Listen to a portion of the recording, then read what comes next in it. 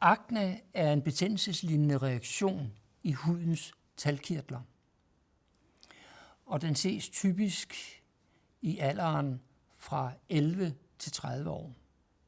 Vi har en anden sygdom, der hedder rosacea eller akne rosacea, og det er en sygdom, der er præget af infektionslignende tilstand i huden svarende til karne. Så det er altså en infektion, der afspejler sig primært i karfunktionerne i huden og starter med at give rødme. Man får indvækst af kar i huden, og senere kan man få infektionsindslag, infektioner i huden, udløst især af de mikrober, der findes i huden. Og det ses jo i den mere modne alder, typisk efter 30-årsalderen. Der er også nogle patienter, der i virkeligheden har begge dele, for når de kommer op i årene med en aktiv akne og passerer 30-årsalderen, så kan de have en glidende overgang til akne rosacea, fordi de får sygdomsindslaget i karne. Så man kan altså i en periode naturligvis have begge sygdomme til stede.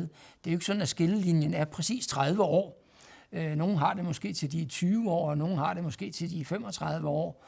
Så skillelinjerne er ikke så skarpe. Men skillelinjen mellem de to sygdomme er, at akne er en infektionslignende tilstand i talgkirtlerne, mens rosacea er en infektionslignende tilstand i hudens kar, præget af rødme.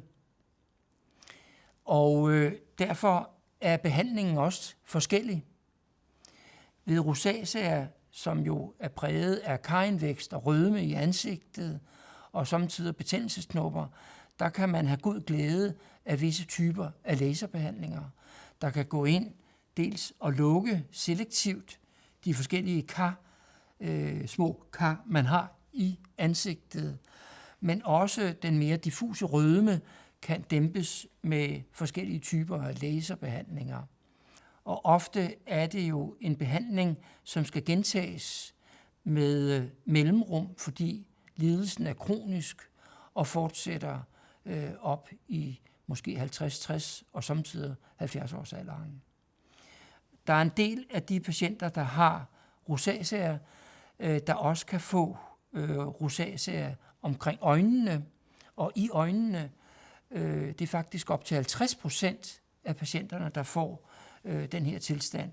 Og det vurderes og behandles typisk hos øjenlægerne med rød øje osv. Men det er altså en ledsagesygdom til rosacea.